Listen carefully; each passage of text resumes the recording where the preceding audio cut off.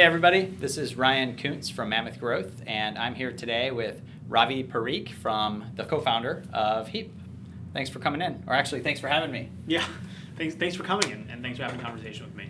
So, looks like things are going super awesome at Heap. I see a bunch of desks here that it looks like you're going to be filling pretty soon. Yeah, we actually just moved into this office a couple of months ago, so we're forecasting about doubling the company over the next year. So these will look pretty different, I think, over the next few months. Well, that's amazing. So maybe take a little step back. Sure. Can we talk about, you're one of the co-founders. Where did Heap come from? Yeah, of course. So Heap is almost 6 years old at this point.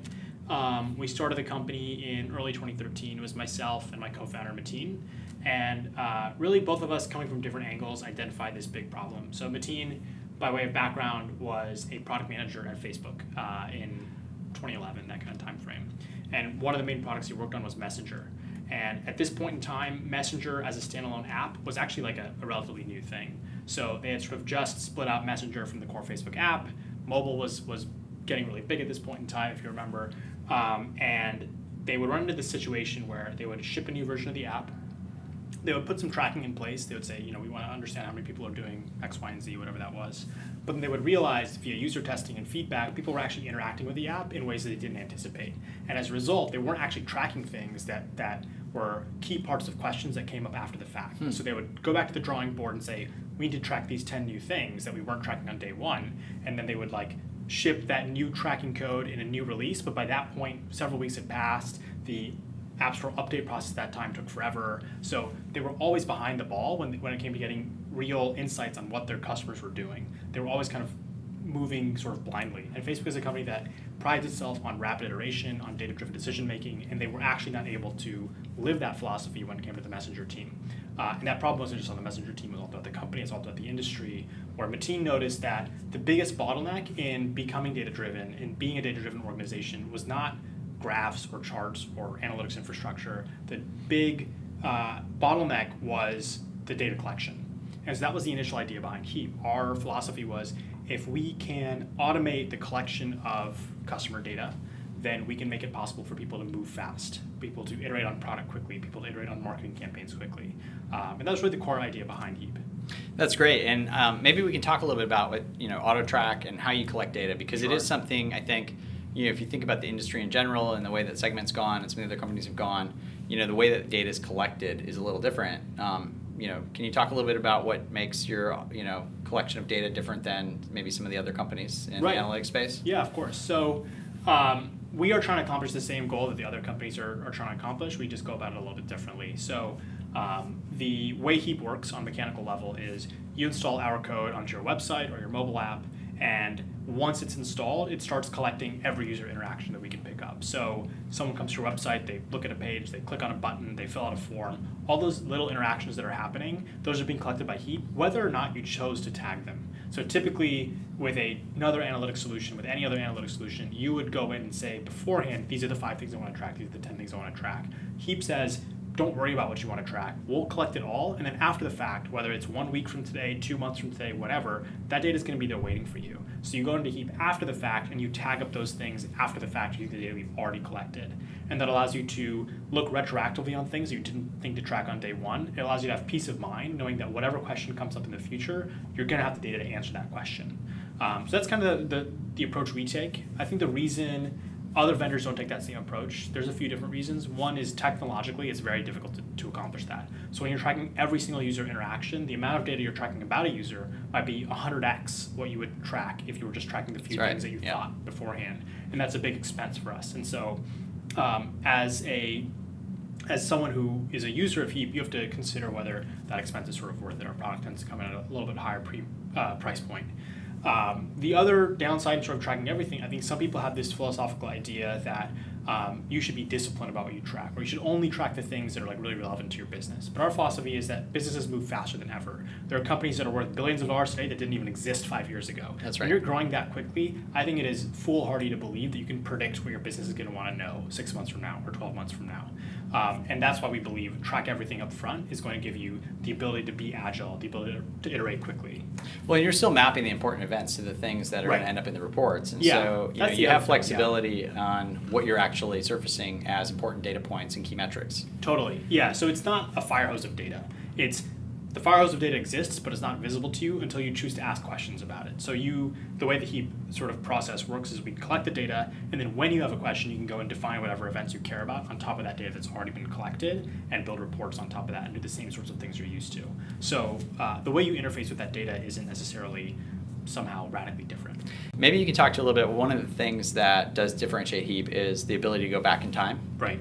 And so that's not something, if you have the snippet on a particular page, today, if you want to go backwards, something like Heap's kind of the only solution, right? Yeah. I can't think of other ways that you could sort of like look back in time in that same way. If you have not thought beforehand about what you're going to want to ask 2 months from now, you're out of luck if you're not using Heap. Whereas the auto capture approach allows you to go back in time. It allows you to say, I wonder how many people were clicking on this button, even though I didn't track that thing 2 months ago. And that's sort of that retroactivity piece. So, who's your perfect customer? Who are the types of companies you work with? Sure. So we actually work with a pretty diverse array of customers. In terms of verticals and industries, we work with a lot of e-commerce companies like Harry's or Sur La Table. We work with a lot of technology companies like Microsoft, for example. And we work with a lot of financial services companies like Lending Club. And what we find in terms of the roles and the people at those companies who get the most value out of Heap, it's really someone on, say, a product team or a marketing team or even on an engineering team where they don't always have the engineering resources to keep up with the questions they want to ask. So typically they're iterating quickly, they're shipping features, they're running new campaigns, and when they do those things, they say, these are the things I want to track. And at most companies, that thing goes into a sprint. It takes forever to implement, and even when it's implemented, you miss half the things you actually wanted to track. And you're constantly bottlenecked on other people in the company as that product manager or as that marketer. And so Heap works great in being able to go to that product manager or marketer and say, we are an end-to-end solution for you. We are actual self-serve analytics. You can go into Heap. It has all the data already. You don't have to rely on someone else. You can define the event yourself. You can build the report yourself, and essentially be empowered to make data-driven decisions without being bottlenecked on other people. So let's talk a little bit about the analytics landscape, Sure. right? So you have the big, behemoths like Adobe, Yeah. right? Adobe just bought Marketo. Marketo bought Visible, Right. Right. You have a suite of services that will hopefully someday work together. Yeah. And then you have, point solutions, right? Right. Which are ever expanding in their breadth and reach, right? So you have marketing automation, landing path testing optimization, analytics, companies like Looker, right? Doing data visualization. Where does Heap fit into that ecosystem? Yeah, I think we see the world going more towards more and more granular point solutions. I think the nice thing about 2018 is that almost every modern tool has really great APIs. It's possible to get things to talk to each other in a way that was not possible 10 years ago. That's right. So while 10 years ago it might have made sense to buy a whole suite, like an Adobe Marketing Suite or whatever it might be, today you can actually find point solutions that do a lot of really specific things that are tailor-made to your business use case. And you can stitch those things together using a variety of tools. So for Heap, a big focus for us is interoperability. We have this best-in-class data collection system. We have this best-in-class data visualization system. And right now, one of the main ways you get value out of that data is to analyze it in Heap. But one of the other ways people want to get value out of that data is to pipe that data into other systems. So a big use case for us is pushing that data downstream into an Amazon Redshift or a Snowflake. You mentioned Looker. Looker is a close partner of ours. A lot of our customers end up using Heap data in Heap for ad hoc analysis, then also piping some of that data downstream to a Snowflake or a Redshift, putting Looker on top of it, using that to power business metrics. That is what the ecosystem is looking like at best-in-class companies, not let's buy one big marketing cloud and set it all up. Well, I tend to agree with you, but there's still a lot of big companies buying big marketing Sure. clouds. Yeah. Cool. So what's it like to work at Heap? It's an interesting question. So we were actually recently voted the #1 small business in America by Glassdoor in terms of quality of Nice. work. I think some of the things that lead to it is we have a pretty transparent, egalitarian culture. So, I think we try to give a voice to everyone in the company. We have myself, my co-founder, we're pretty open people to feedback. I think it's sort of, you can't be a data-driven company, but then also be draconian about how you run the company. If you're building an analytics product that enables people to become more data-driven, more driven by truth, more driven by the reality of what's going on rather than their ego, and then you can't act that way internally. That's right. So I think one thing we talk about in our new hire orientation is that the Heap mission is to power business decisions with truth. I think the way organizations of humans have run historically is based on hierarchy, based on ego, based on social ties, which I guess there's a time and place for those things, but I think like we see that the promise of like data-driven organizations is that they're run based off of like a shared understanding of what's actually real, what's actually going on. Not just gut instinct. Right. And I like to think we approximate that. You know, there's obviously a long ways to go before you can actually sort of say you live that in reality, That's but right. that's what we aim for. So where's Heap going in the future? I mean, Sure. You're growing really fast, you're doubling your staff, you're going after this massive greenfield. And we see it a lot at Mammoth Growth where, companies have always thought that they needed to be data-driven, but it was really hard, Right. And so only the biggest companies had access to that. And so now we're seeing this like sort of massive, it's not really a long tail, but, massive influx of businesses saying, wait a minute, I need to be data-driven too. Yeah. What do I do? And so, what's the future look like for you? Sure. So there's a few big initiatives for us from a product perspective. A big thing that we focus on is interoperability. So I mentioned that earlier. It's the idea that Heap's data is useful for more than just analyzing it in Heap. And so we have made strides in that over the last few months. We've built more integrations into warehouses and things like that. But over the next 12, 24 months, we'll see those integrations become more real time. We'll add more integrations. Basically, our idea is that the data that Heap has should be available wherever it's needed, whether that's within Heap, whether it's within a warehouse, whether it's in third-party tools. And that's really what we see as one of the big future avenues by which we can like multiply the value that we're already creating across many different places in an organization, not just sort of like in a product analyst role.